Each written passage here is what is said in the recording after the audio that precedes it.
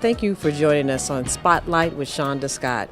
We are live at the Oakland Marriott Hotel where Congresswoman Barbara Lee and the Honorable Elihu Harris are hosting their speaker series featuring the legendary civil rights legend, the Honorable Ambassador Andrew Young. I had the honorable opportunity to speak one-on-one with the ambassador, with a conversation moving from fried chicken to politics to today, where America stands on foreign politics, as well as inspirational words for our current mayors across the United States and our youth.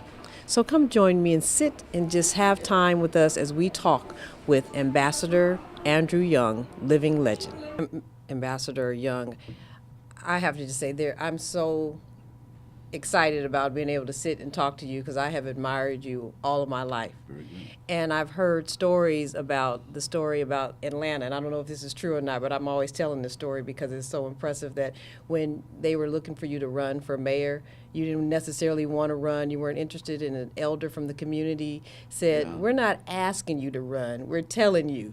Could you tell us about that story? Yeah, it was a lady by the name of Susie Laborde, and she was the president of the Senior Citizens Association. And of course, I had been in the civil rights movement for 10 years. Then I'd been in Congress for 4 years, and I'd been at the UN for 3 years. And I had 4 children, and 3 of them, one was in law school, one was in engineering school, one was in college, and one was on the way. And the mayor's salary was $50,000 a year. And I was broke, so I didn't know how I could make it. And so I really didn't want to run for mayor. I'd been tired. Reagan had just been elected president in 1980, and I figured that he was going to cut back on all the funds for the cities, which he did, and I would be left with having to lay off people, deal with strikes, all the stuff that I didn't want to be bothered with. At that point in your career? I figured I had been in 20 years or more. And she came in and she said, in a big meeting full of people, and she walked right up to me and she took her walking stick and shook it in my face. She said, "Look here, boy." She said, "When you came here, you wasn't nothing. And we done made you somebody. And now we need you." And I cut her off. I said, "Well, Martin Luther King made me somebody." She said, "We made him." And she said, "You done been to the United Nations and all over the world, and when we need you now, you ain't got time for us. We done wasted our time on you." And she walked out of the room. I said, "Oh, Lord." I couldn't say no then. So once I accepted the challenge, it really worked out well. That I understood something we still are just learning, that the money doesn't have to come from the government. It can come from the private sector. And so we went to places where they had money.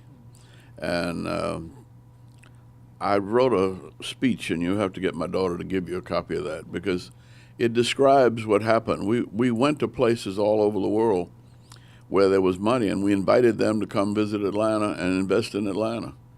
And we brought in 1,100 companies from around the world into Atlanta. And but we had to go there and make the sale. Well, for instance, we brought 300 Japanese companies into Atlanta. You know, some of them could have come into California easier. But we went over there and invited them and brought them in. And we had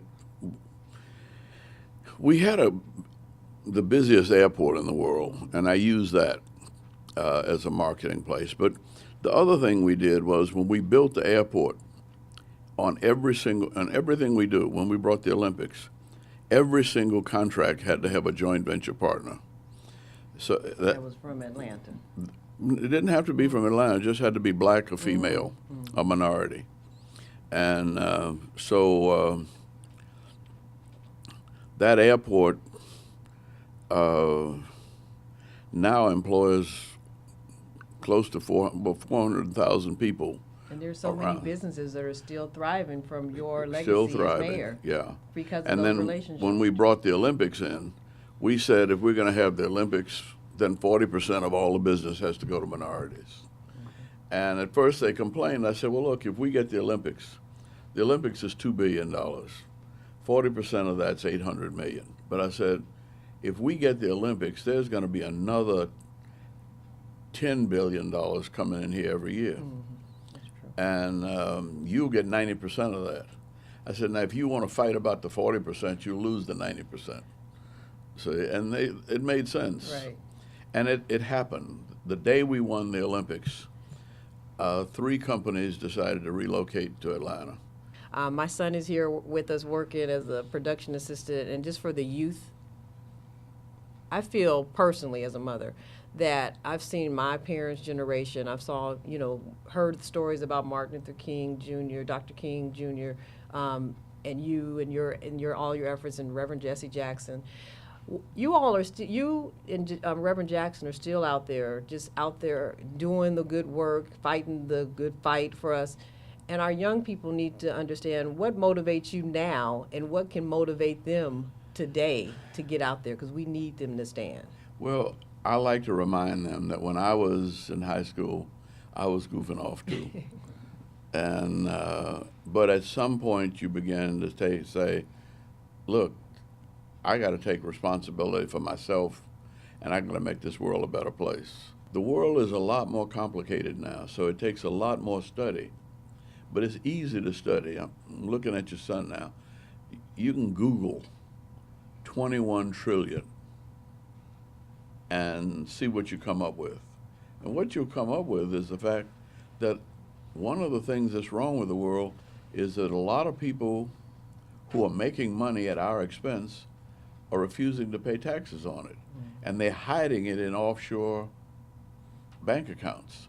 And that's one of the reasons why, if they were investing the money that we help them make back in our cities, we wouldn't have any problems. With that 21 trillion, that's 3 times the economy of China. That's equivalent to the US and Japan put together. That's greater than all of the resources in Europe. Now suppose you shut the economy of Europe almost collapsed because Greece shut down. And Greece is less than $1 trillion.